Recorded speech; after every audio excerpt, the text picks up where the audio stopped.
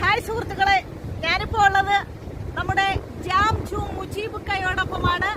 The mentor എന്ന Malayalam short മൂവിയുടെ കഥ എഴുതിയിരിക്കുന്നത് നമ്മുടെ മുജീബുക്കയാണ്. അത് സംവിധാനം ചെയ്തിരിക്കുന്നത് റഷീദ് ചേളാരി സാറാണ്. മുജീബുക്കയെ നമുക്കൊന്ന് പരിചയപ്പെടാം. ഇതാണ് ഞാൻ പറഞ്ഞ നമ്മുടെ മുജീബുക്ക. നമ്മളെ ചെമ്പകപ്പൂ മണമുള്ള രാത്രികൾ പാതിരാക്കഥ OTT മൂവിക്ക് ശേഷം നമ്മൾ ദി മെന്റർ റഷീദാണ് സംവിധാനം ചെയ്തത്. അതിലൊരു കേന്ദ്ര കഥാപാത്രം സജില സുബേദയാണ് അവതരിപ്പിച്ചത്. ഇന്നലെ ആയിരുന്നു എൻ്റെ ഫസ്റ്റ് ഷെഡ്യൂൾ. നെക്സ്റ്റ് മന്ത് എന്തായാലും ഉണ്ടായിരിക്കുന്നതാണ്. സജില സുബേദ കുറച്ച് തിരക്ക് കാരണം അവരുടെ തിരക്ക് മനസ്സിലാക്കി അടുത്ത മാസത്തിലേക്ക് അതിൻ്റെ ഷെഡ് പൂർത്തീകരിക്കാൻ വേണ്ടി വിചാരിച്ചിരിക്കുകയാണ്. എല്ലാവിധ ഭാവങ്ങളും. സുഹൃത്തുക്കളെ, നമ്മുടെ റഷീദ് സംവിധാനം ചെയ്തിരിക്കുന്ന ജാം ജൂ മുജീബുക്ക കഥ നിർവഹിച്ചിരിക്കുന്ന ആ മെന്റർ എന്ന ഷോർട്ട് ഫിലിമിനെ കുറിച്ച് നമുക്ക് കഥാകൃത്തിനോട് തന്നെ രണ്ട് വാക്ക് അതിന്റെ ഒരു ചെറിയൊരു വിശകലനം നമുക്ക് ചോദിച്ചറിയാം.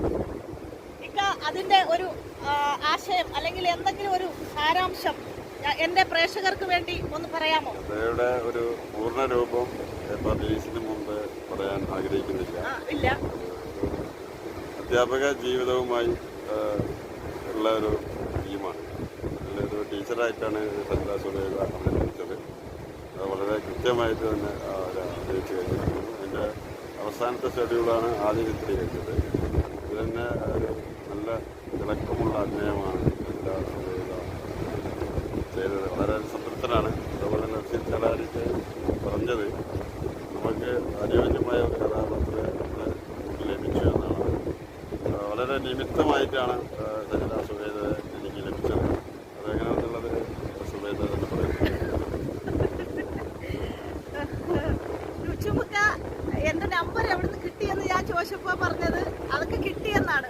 പക്ഷെ ഒരു ഗ്രൂപ്പിൽ നിന്ന് തപ്പിയെടുത്തിട്ടാണ് ഈ ഫിലിമിലേക്ക് എന്നെ ക്ഷണിച്ചത്. എന്തായാലും അതൊരു വലിയ എന്റെ അഭിനയ രംഗത്ത് വലിയൊരു മാറ്റമാണ് സൃഷ്ടിക്കാൻ പോകുന്നത് എന്ന് ഞാൻ മനസ്സിലാക്കുന്നു. കഥയെക്കുറിച്ച് ഒരിക്കലും പുറത്തുവിടാത്ത ഒരു സിനിമയെക്കുറിച്ച് നമ്മൾ ഒരിക്കലും കഥ പുറത്ത് പറയില്ല, ഞാൻ അടക്കം പറയില്ല. അതുകൊണ്ടാണ് ഞാൻ അദ്ദേഹത്തിന് കൊടുത്തത്. ആ ഒരു പണി ഞാൻ അദ്ദേഹത്തിന് കൊടുത്തത് അതുകൊണ്ടാണ്.